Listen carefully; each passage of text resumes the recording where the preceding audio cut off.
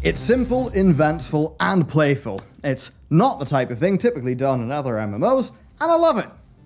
FF14's treasure maps are a really fantastic way to hang out with your friends, have a few wild moments, and make a bunch of gil.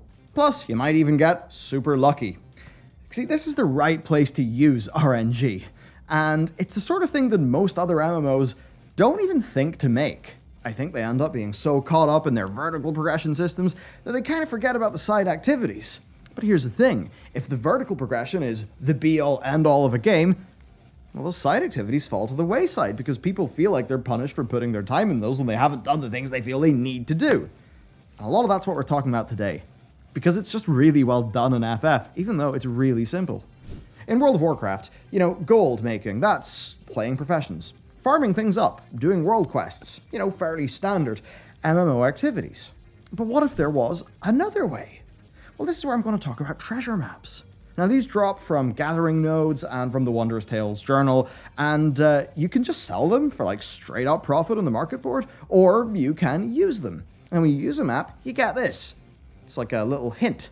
Now you then find that location in the game world, you use the map, some enemies spawn. So now you and your friends need to blast those enemies down. Do so, and you'll get a little treasure chest that really doesn't contain that much money, to be honest with you. It's certainly a lot less than the treasure maps sell for in the market. But then, more often than not, a portal will spawn. Use the portal and, well, you're here. I mean, isn't that not cool? It certainly is quite something, and I just adore the amount of fun that the devs were just willing to have when creating the Excitotron 6000. Now, this is a treasure dungeon that, to explain super quickly, it works real simple. You go to go to arena, kill enemies, treasure chest spawns. Now, maybe you'll get lucky, and they will spawn for you a game of high-low, where you're basically just betting. And seriously, those games of high-low are so tense. So it's simple. I mean, it's high-low, you bet correctly, you get more rewards. If you're wrong, you get nothing. But it does get tense. And of course, it almost feels designed for a bunch of people on Discord, right? That's what it feels like.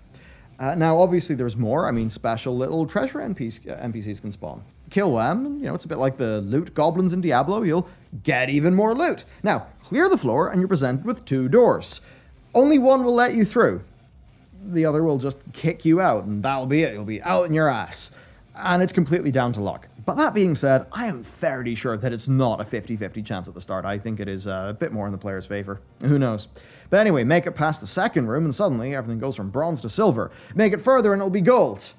Maybe, I presume. We actually had horrible luck in our first evening. We did not get past the second silver room. But even though we had that bad luck, we had a bunch of fun because we're on Discord. There's tension and there's banter from the RNG here. And it's something that this system really does support perfectly. And when I think about what these are, basically it just comes down to being a bit of a group farm for gil, right? Now, the gambling aesthetic and the mechanics make the RNG feel supernatural. It means we can, laugh at the Dutch people in our group and say, oh, it's gambling, you better close your eyes, not allowed to do that. And that just means that, it's kind of like the FF version of hitting the slots with your friends, just that here the odds are great and it's actually good and, not evil. Get far enough and you'll face a raid boss. And beyond getting some useful crafting mats, you can get rare shit like the pixie wings that you can sell on the market board if you want, or minions. Now, here's the thing. For how I play FF14, I don't want to just go and do a mob farm, and I don't have my professions leveled up. So the money making, from professions for me isn't really an option right now. But these were a really nice way to get together with a like-minded group of friends and have some money making fun. A lovely little side activity that feels unique. One that then had me wondering why other MMORPGs don't always do similar. And the thing is, Square could take this so much further. Imagine just adding other mini-games, other ways to wager. They could do so much. But hell, they still do a great job. Just the way they execute the minutiae to create suspense. Like, at almost any point through the door closing animation, it can turn from an apparent failure to a big success. At one time, like, the screen was basically just dipping to black to kick us out, and then bam, we get hit. And we actually did, of course, make it through to the next stage. So yeah, you got us, you bastards. Now, by the end of this little session, I was up like 500,000 gil, and oh, wait, suddenly we've just arrived at the point of this video. Tomestones! Now, yeah, it's far faster to earn those tomestones by doing other things, sure. But I still earned a quarter of my weekly astronomy cap. Sweet. And guess what this does? It means the cap feels like less of a chore, because I'm able to earn those resources that I feel like I need while I'm doing another activity. In this case, I wanted to make some gil, because I dropped 300 grand on my FC estate apartment, and then I looked at everything and thought, oh shit, I need to furnish this thing. I need some gil. Now, in my making of gil, I got a bunch of useful resources, including the things that I would be doing, just the expert roulette for. And then this leads me to another thing, and that is hunt trains. So, there's the hunts you just get from the hunt board, for nuts, XP, and gil. Now, those nuts can be turned in for materia. You can then sell that materia in the market board, of course. But there's actually more. There's the A and S rank targets. Now, you don't pick these up from the hunt board. You just kind of like do them in the world. These are, harder enemies. They've got longer spawn timers, maybe 4 to 6 hours for an A rank. I think a good bit more for an S rank. Killing them gets you nuts, which are, of course, the generic hunt currency. Dendroclusters, which can be turned into materia, and the materia will sell pretty well. A bit more so when there's new content coming out, of course. There's also mounts tied into this system as well, if you want to do that. Oh, and also, you'll get tomestones of poetics, aphorism, and astrology. So, not only is it, great for those tomestones for your gear, but also you're getting the poetics, which will be great for, some power while you're leveling up your alts, maybe some glams. And then, of course, because you get astrology, it helps you toward the weekly cap. So, even though you're doing a little side activity, and maybe, perhaps earlier on in Endwalker's life, you're maybe doing that to get the materia, to sell the materia, to get some gil, but you're also progressing your weekly cap resource, which makes it feel like less of a chore. And it's also a big MMO thing, because you've got big waves of players just flying around the zones with each other. And the cool thing is, none of this is directly designed. These A and S rank mobs just spawn in the world. The whole hunt train thing actually just comes from players organizing via, Discord and link shells. It's how it works, scouts go, they work out what's up, the groups go in, they clear the map. It's a great thing to just put in the world and then let the players form organizational structures around it.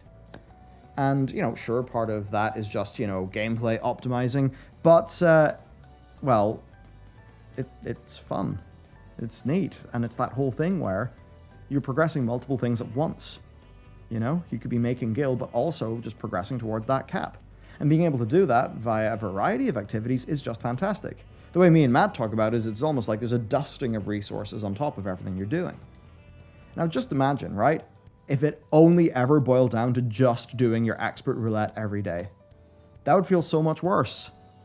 But FF14 tells us that, while rewards in MMOs certainly are playing with fire, as per our recent psychology deep dive, which I highly recommend you check out after this video, but what you can do is you can layer those rewards such that players won't feel punished for doing the thing that they want to do, rather than the thing they feel the game is making them do, that they need to do. And that's why this works really well. Here's a perfect example. While making money to eventually decorate my apartment, I also made a big enough dent into my weekly capped currency. And now, if you'll allow it, I'm going to talk about World of Warcraft. Because these systems, the hunts and the treasure maps, they seem like very simple bolt-ons to the endgame. You just slap them on, that's it. And it's the sort of thing you can just go and do as a developer. And it kind of leaves me thinking, well, why does WoW not bother with this sort of thing? Why does it instead, so often hyper-focus on the endgame pillars of PvP raids and dungeons, and, generally, one open zone or open world zone in a patch to farm for cosmetics and maybe some player power. And of course, those zones in WoW, you might think, well, obviously they have hunts, they have rare mobs. But the thing is, those rare mobs, they respawn pretty quick, they just get burnt down. But the way that it works is that each one of those rare mobs can be looted daily Very much unlike the, the hunt trains, where you just go kill that shit, get your resources, that's it, play as much as you want. There's no caps. So if you were only able to do one hunt train on a Saturday because you have a pretty busy life and that's the only time you can log into FF, you don't feel punished. Whereas in WoW, because all those rares are on a daily loot lockout, if you want a mount, well, get your checkbox ready and go to work every day until you get it. And that makes it feel like a chore, and that means that people don't like it as much. You know, in Korthia, if you don't kill all the rares in a day, you are behind.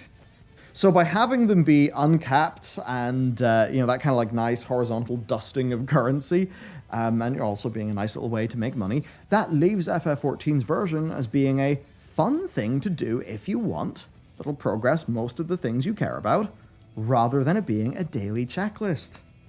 And now I'm left thinking, should World of Warcraft just consider scattering bosses around the world, especially in those older zones?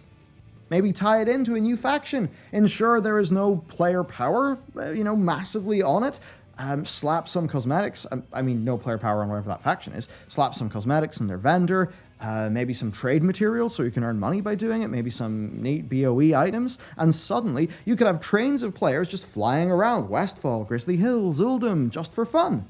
Now, if doing that also dropped some VP, Valor points, which would go towards a weekly cap, then maybe people would think, oh, I could just rerun a bunch of Mythic Pluses to get my VP cap for this week, or I could progress towards getting that cool mount from the hunt system, and in the process of doing that, I'll get some VP, I'll get some gold, I'll be happy, I'll do something new, I'll be flying around an MMO with my friends, with a big spectacle of loads of players.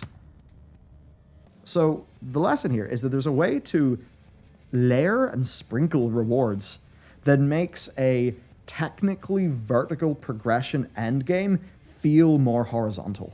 And that is when you're able to chip away at the vertical progress that you feel you should and need to make, while you progress the horizontal content that you want to do. It's something to think about.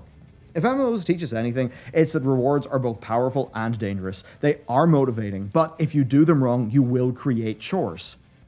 And then you'll rob players of the reason why they started playing your game. That is a bloody scary thing, and I think FF14 is showing us here that you can actually have most of the upsides while also limiting the downsides.